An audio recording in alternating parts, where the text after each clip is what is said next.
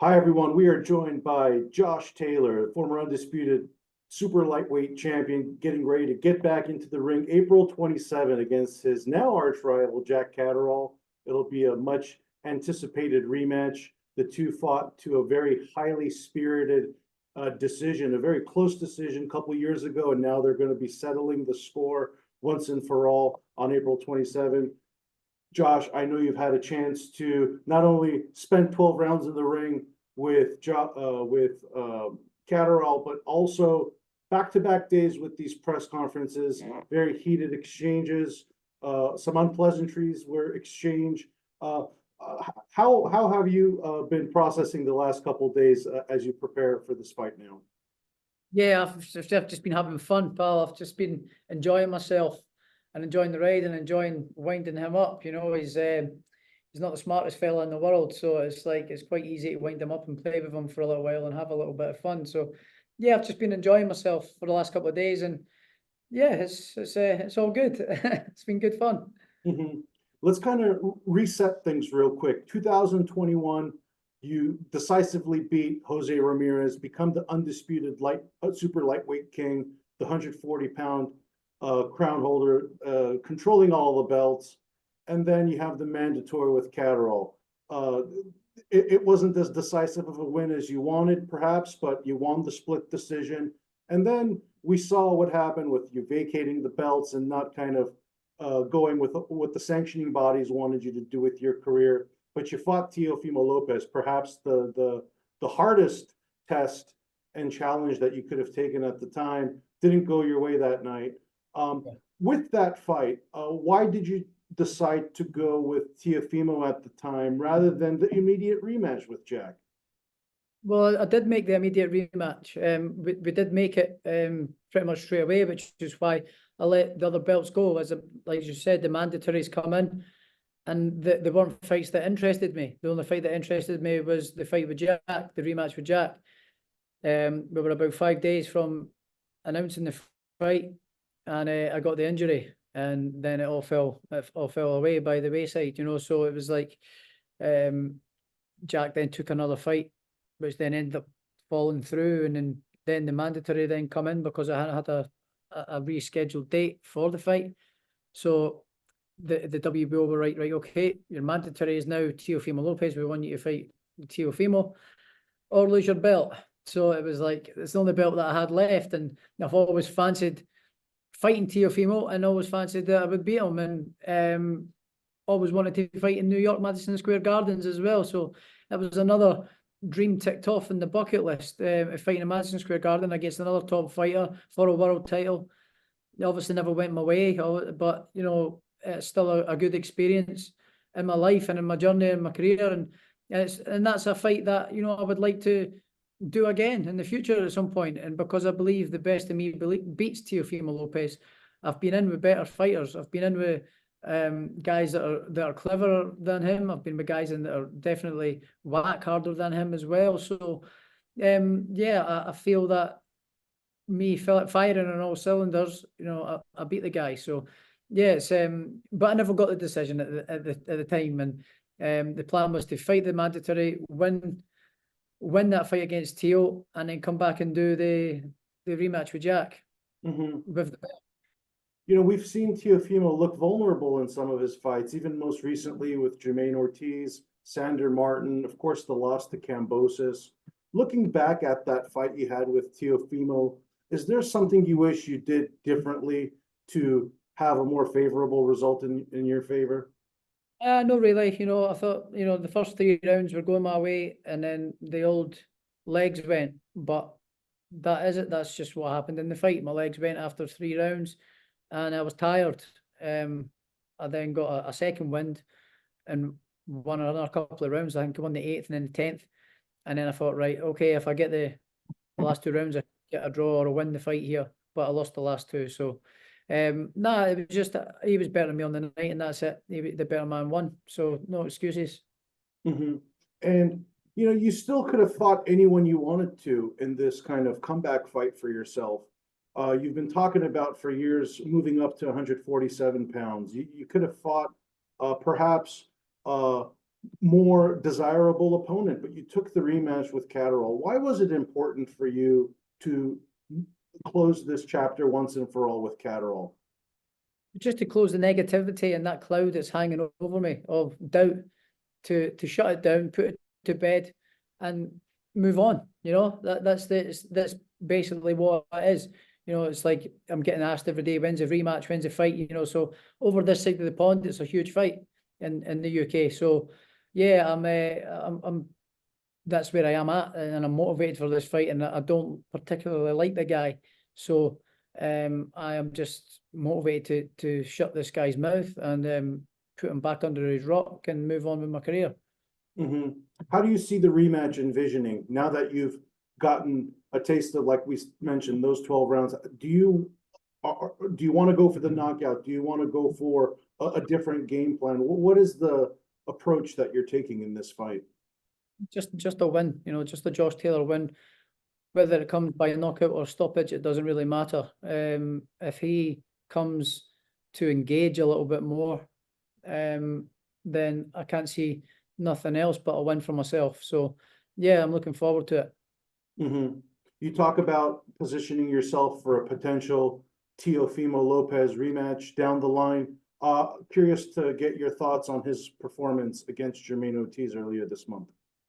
I haven't seen the fight, so it's sort of, well, it's hard for me to make a judgment on it. I haven't seen the fight. I've seen some highlights and stuff. It didn't look great. I've heard all sorts of different reviews, like that he was Jermaine Ortiz was robbed, and I've heard people saying that, well, Teofimo was holding the center of the ring and the one engaging and stuff. So I'll need to watch it and make my own assumptions on it. But I've not saw the fight yet. Mm-hmm. You know, at the age of 33, we've talked about you kind of wanting to move up to 147 pounds for several years now. It's almost been a matter of when and not if, but you know, surprisingly, you're still in the division. Curious to know, what is the future for you as far as weight classes go, and where do you see yourself fighting after this fight? Listen, we'll take it as it comes. I know I can make 140. I've said it for years that I'm a career 140 pounder. I could do my whole career at 140, but we'll take it as it comes. And you know, I've been talking about moving up to welterweight to become a two-weight world champion. You know, I've achieved all I can at the sport, in the sport, at the weight class. I've won every belt. So in terms of motivation and achievements and setting new goals and targets, it was to move up to welter and make a campaign at 147 and hopefully become a two-weight world champion, you know? Mm-hmm. Well, sounds like you're still all in at 140 pounds. So I have to ask you, potential fights that could be in the future for you. We have two big ones coming up. Let's first start off with Ryan Garcia versus Devin Haney. I know Devin Haney has been discussed as an opponent for you, as a desirable opponent for you once he got to your weight class.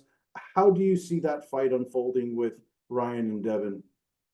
Yeah, it's a great fight with two great fighters. You know, it's a great matchup. I think that Ryan Garcia's speed is good. You know, he's got good speed and he's good with his left hook and things like that. But in terms of his boxing abilities and his ring generalship, I think that's on Devin Haney's side. I think he's the much more complete fighter, the much more well-rounded fighter. So I would say on the boxing brains and the side of things and the skills, I would say it's on Devin Haney's side. You know, and I've seen a couple of things from Ryan Garcia. I don't really know if he's got the heart. Just think that, you know, he's probably likely that he can quit. You know, I think he quit against Gervonta Davis. I think he swallowed it and took the knee and decided not to get up. You know, I think he quit there. Mm-hmm. You know, quickly on Gervonta Davis, he's talked about wanting to fight overseas in the UK again. I know he had a great coming out party a few years ago, but would you want to entertain a fight with Gervonta Davis?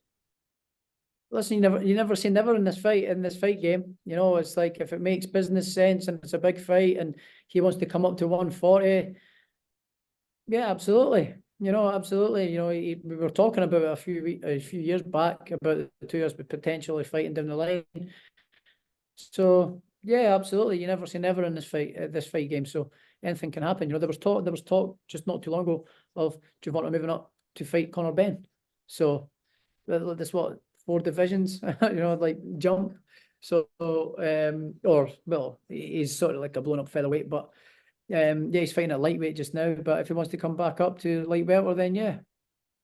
Another pool of potential opponents for you that both lost to Gervonta Davis, Rolando Romero versus Pitbull Cruz, coming up on March 30. Curious to know what your thoughts are on that fight and how do you see that one going? I don't really know. I've not saw Cruz fighting an awful lot, and I don't think Rolly Romero is the greatest of boxers. He looks like he obviously carries a bit of pop, a bit of power, but it's one that I'll watch and I'll see what it's like. But it's no 2 guys that I've really sort of kept my eye on, really, to be honest. Mm-hmm. Now, going back to you in your career, you know, you were at the top 10 pound for pound list universally for a lot of the respected lists out there. Unfortunately, you've dropped down. A lot of people are wondering at this stage of your career, what if perhaps we've seen the best days already. What are you looking to prove to yourself and to the fans as well? Listen, you look throughout history, you know, people are quick to judge these days. You know, look through history of fighters, of the great fighters. They've all had losses and bad performances on their records. You look throughout history. You know, they've all had a few losses or a couple of bad performances, but they come back and they win titles again, and they're still great fighters. Just because you've got a couple of losses and a couple of bad performances, it doesn't mean you're finished.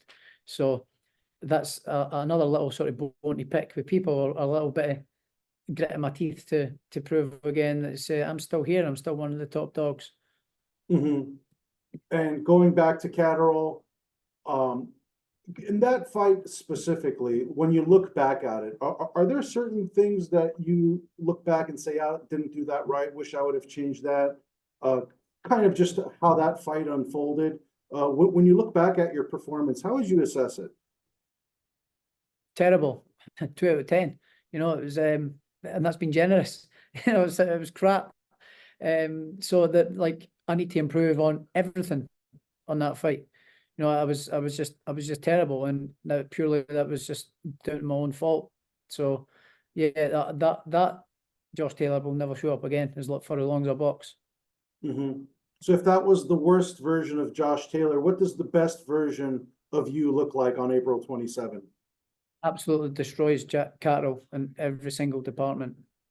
Thank you so much for watching this video, and make sure to subscribe for more videos of your favorite fighters over here on Fight Hub TV, and give us a follow online as well at Fight Hub TV on Twitter and on Instagram. We appreciate it, guys.